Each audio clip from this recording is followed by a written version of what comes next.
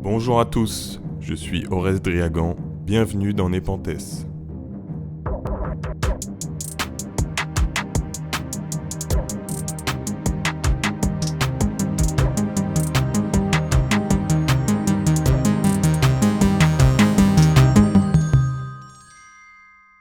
Vous regardez M6 Info. Emmanuel Macron a participé à une maraude du SAMU social dans les rues de Paris. Ces photos ont été prises lundi dernier, mais diffusées hier soir sur les réseaux sociaux. Un déplacement sans la présence de la presse, mais avec la photographe officielle de l'Élysée. Les clichés d'Emmanuel Macron en jean auprès de sans-abri font beaucoup parler. Certains saluent l'initiative du président, quand d'autres dénoncent une opération de communication indécente. Les amis, dans ce monde, il y a deux types de gens à la rue. Et malheureusement, les gens à la rue au sens figuré sont ceux qui prennent les décisions pour ceux qui sont à la rue au sens propre. Je vais commencer par un lieu commun, mais je trouve que c'est intolérable que dans un pays aussi riche que le nôtre, des gens dorment par terre dans le froid. Qu'à une époque où on détruit la planète à force de surproduction, on ne soit pas capable d'allouer une infime partie des fruits de cette activité forcenée à loger tout le monde. Les gens du passé nous auraient pris pour des sorciers tellement on est capable de produire des gigatonnes de machins à peine utiles en un temps record. Et pourtant, ce serait pas suffisant pour que personne ne soit à la rue. En France, la Fondation Abbé Pierre estime qu'en novembre 2020, 300 000 hommes, femmes et enfants sont privés de domicile.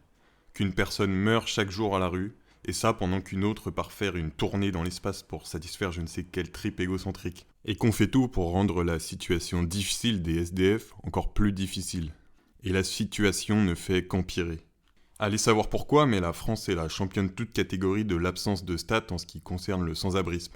Nous n'avons que 2 études de l'INSEE qui datent de 2001 et de 2012, mais d'après ces 2 dernières études, on aurait 2 fois plus de sans-abri par rapport à 2012 et 3 fois plus par rapport à 2001.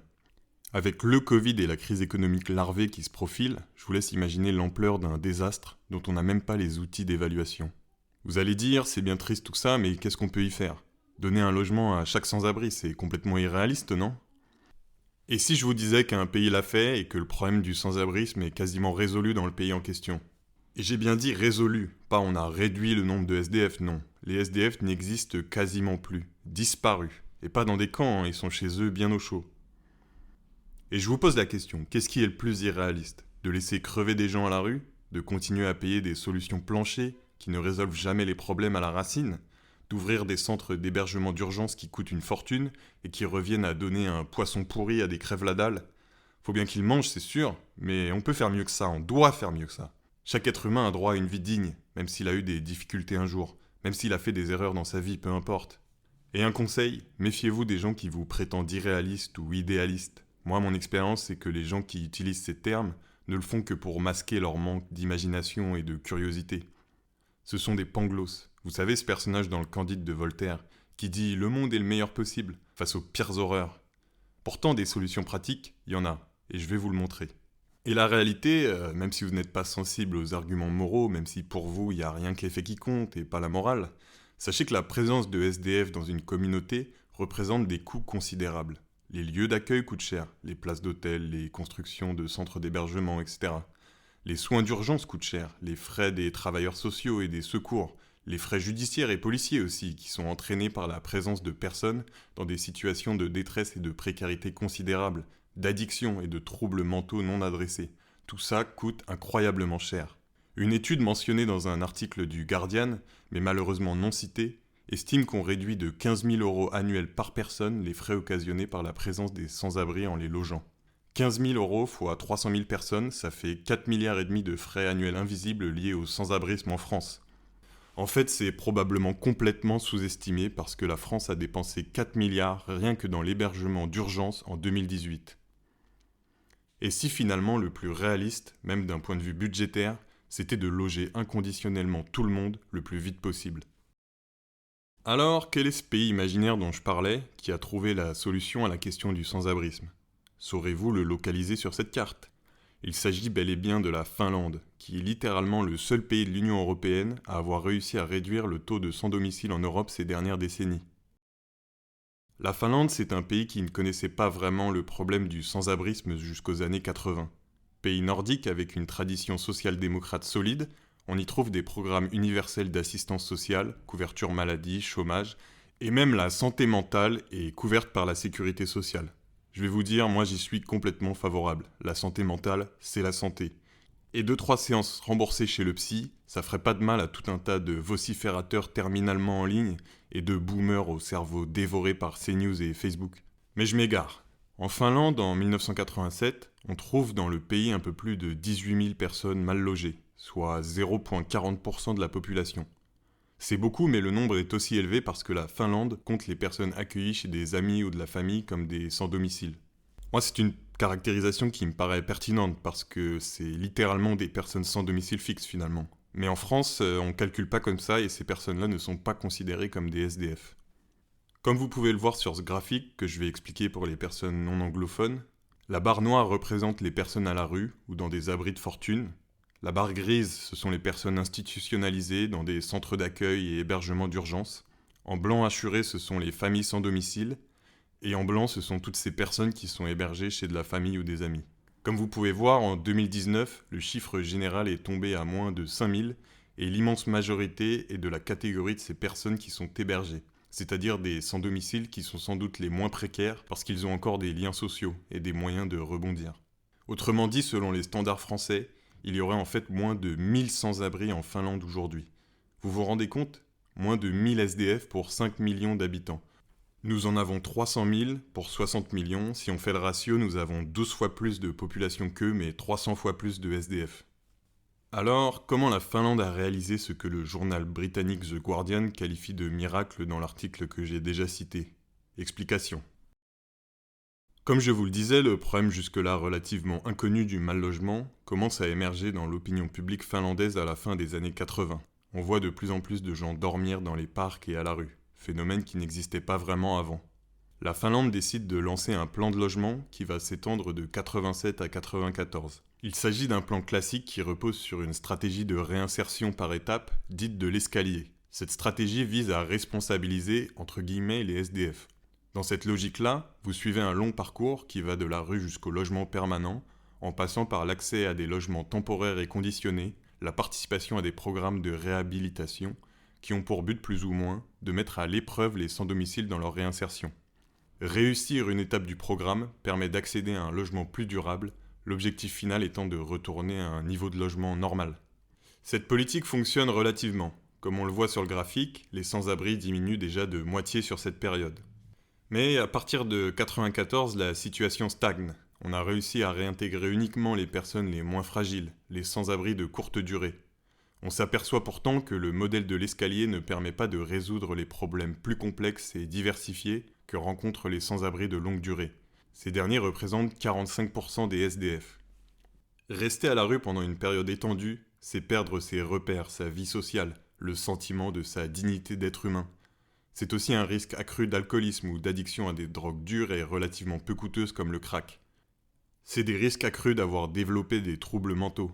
Parce que oui, quand vous êtes à la rue, quand vous n'avez aucune stabilité, quand vous ne savez pas si vous allez pouvoir manger, presque aucun lien social, quand les gens évitent de croiser votre regard, que votre survie dépend de la générosité des autres, vous êtes un marginal et votre mental en prend un coup. Si bien que ce type de SDF se retrouve incapable d'intégrer les programmes qui demandent de faire des efforts personnels dans le but final d'obtenir un logement. Faire des efforts personnels dans le but de réintégrer la société, de retrouver une vie sociale, quand vous avez des troubles mentaux, des addictions, c'est difficile. Et d'après les données, presque impossible. Vous n'avez ni la capacité de vous projeter dans l'avenir, ni la force mentale pour progresser jour après jour.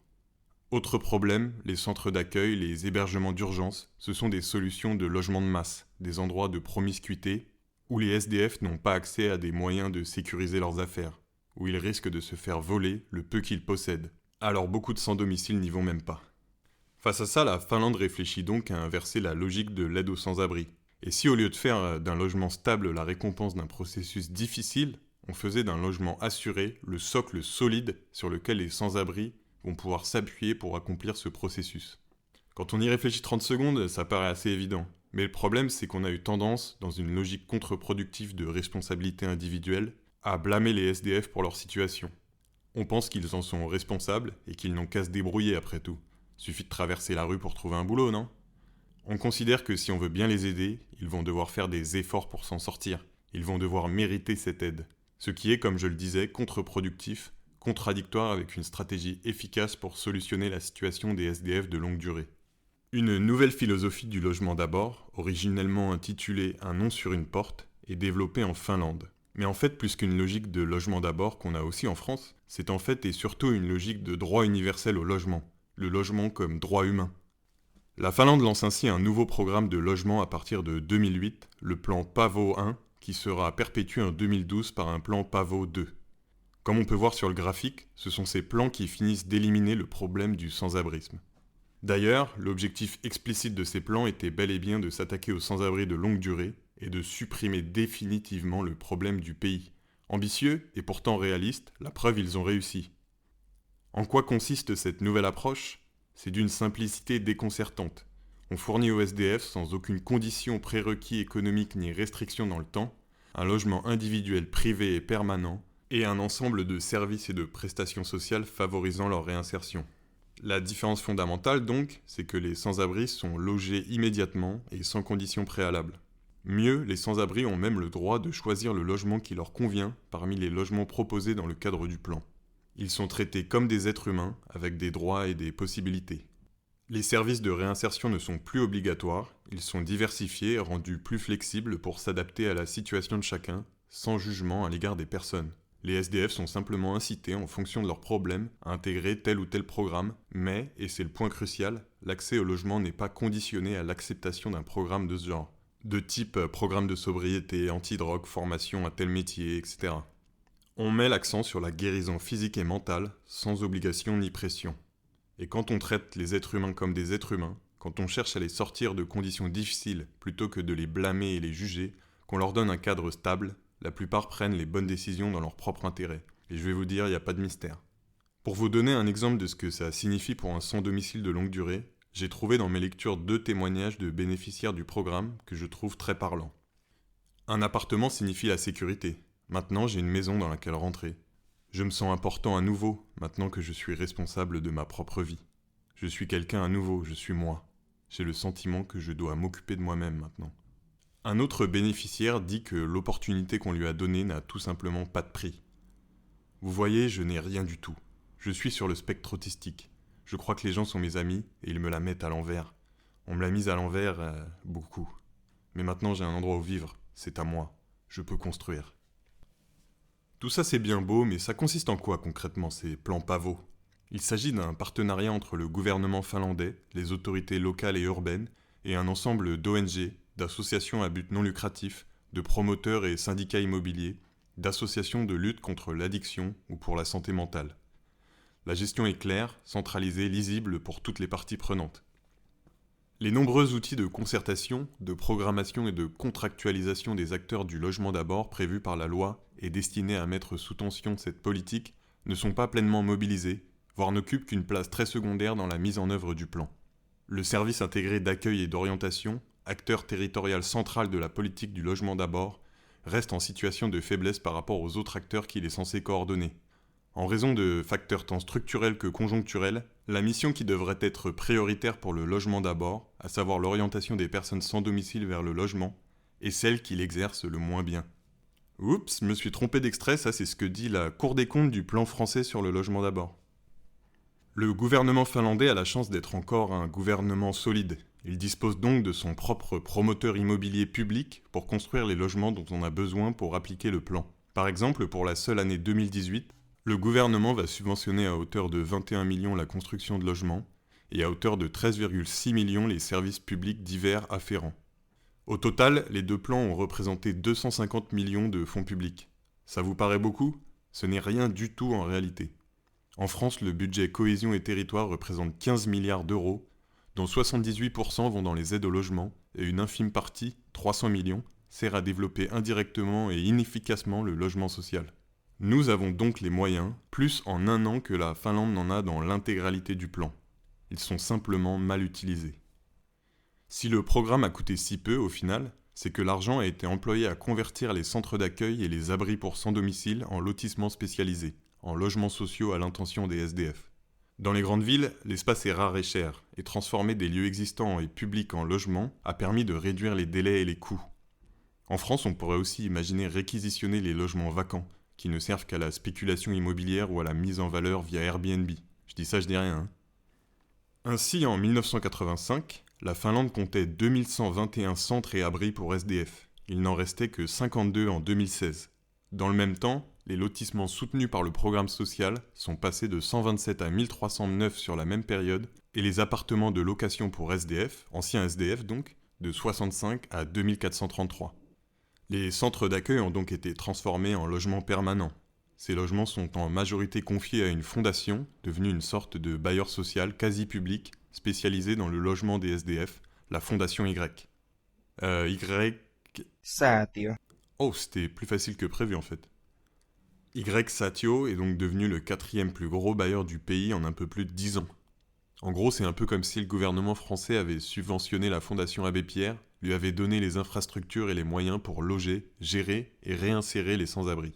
Dans ces résidences spécialisées, on réapprend aux sans-domicile à gérer leur vie par eux-mêmes. Les SDF sont tenus de payer le loyer, mais ne risquent jamais l'expulsion.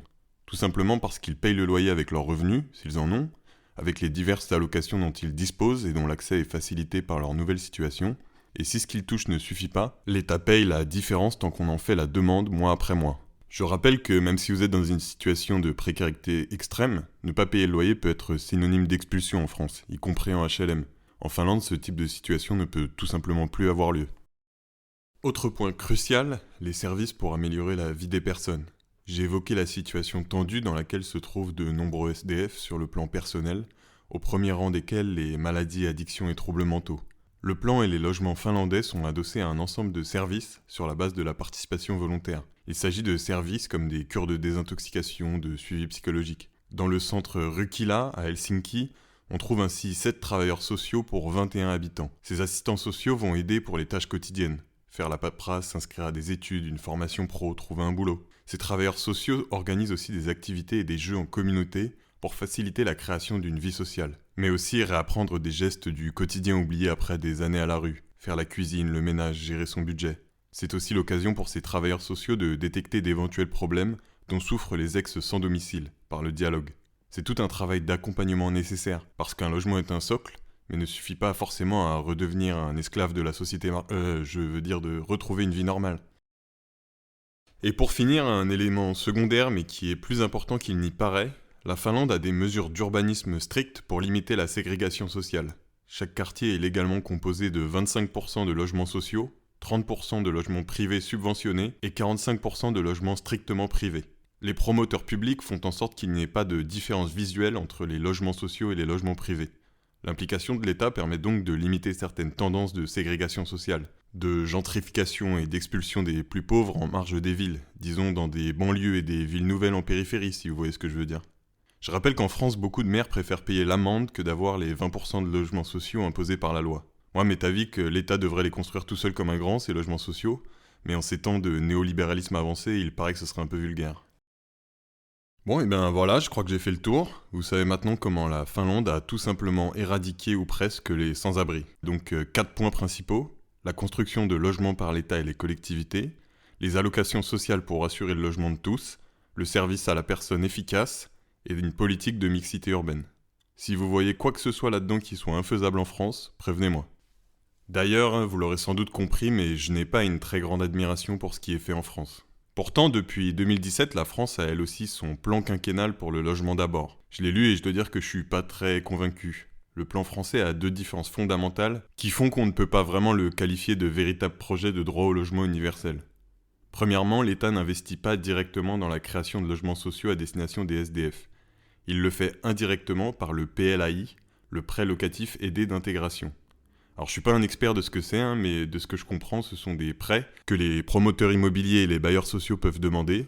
Ces acteurs s'engagent ainsi à construire des logements dits très sociaux, où le loyer est très bas. L'État leur octroie en échange des avantages fiscaux, comme une baisse de la TVA ou une exonération de la taxe foncière. L'initiative n'est donc pas entre les mains de l'État et ne me paraît pas propice à une allocation efficace des moyens en fonction des besoins. En tout cas, moi, je suis certain que ça ne peut pas être aussi efficace que quand on subventionne directement la construction de logements ou qu'un bras de l'industrie publique s'investit dans des programmes de logement gérés par les institutions nationales et locales. Seconde différence fondamentale, malgré les aides au logement, il n'existe pas de système qui compense ce dont vous avez besoin pour payer le loyer quand vous êtes en situation de grande précarité comme c'est le cas en Finlande. Bon, mais soyons charitables, le plan français est récent, il date de 2017. Peut-être que je me trompe et qu'il va marcher. C'est tout ce qu'on peut souhaiter, mais ce n'est pas l'avis du rapport de la Cour des comptes de 2021. Je vais pas entrer dans les détails du rapport, vous trouverez le lien dans la description et tout ça, mais l'idée générale c'est que les résultats sont globalement en deçà des attentes, et je pense que l'exemple finlandais explique pourquoi on pouvait s'y attendre. Nous sommes peut-être le pays des droits de l'homme, mais le pays du droit au logement, c'est bien la Finlande. Pour conclure, j'aimerais vous dire que si vous avez les moyens, faites un don à la Croix-Rouge, à la Fondation Abbé Pierre, à l'association La Cloche, et à ceux qui s'occupent du sort des SDF au jour le jour et que je ne peux pas tous citer. Si vous avez le temps, vous pouvez même participer à des maraudes. Et surtout, s'il vous plaît, arrêtez de voter pour les gens qui sont à la rue.